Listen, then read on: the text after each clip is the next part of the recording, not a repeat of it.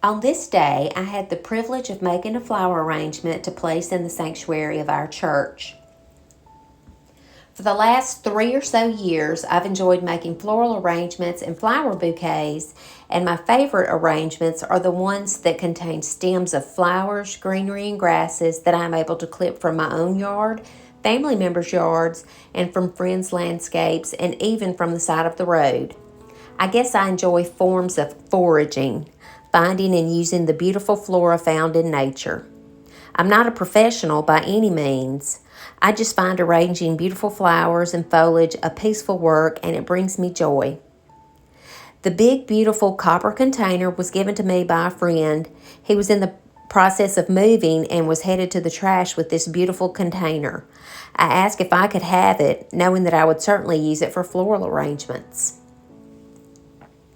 Not knowing if this vessel was watertight, I lined the copper container with a garbage bag and used wet floral foam to keep the stems hydrated.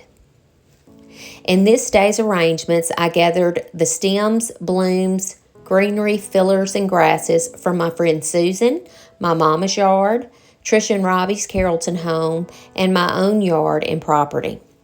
I've said it before, and this day is a perfect example of the generosity and giving character of gardeners. I'm thankful to my gardening friends. In fact, my friends were so generous that I was able to make 2 arrangements, one for the sanctuary and one for the vestibule.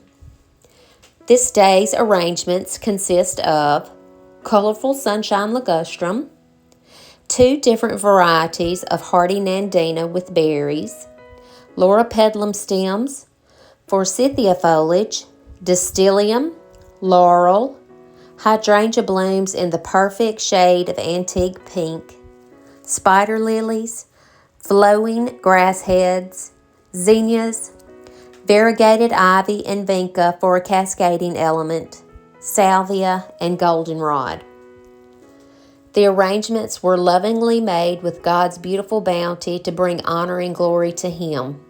They were placed in memory of a very special lady to our family.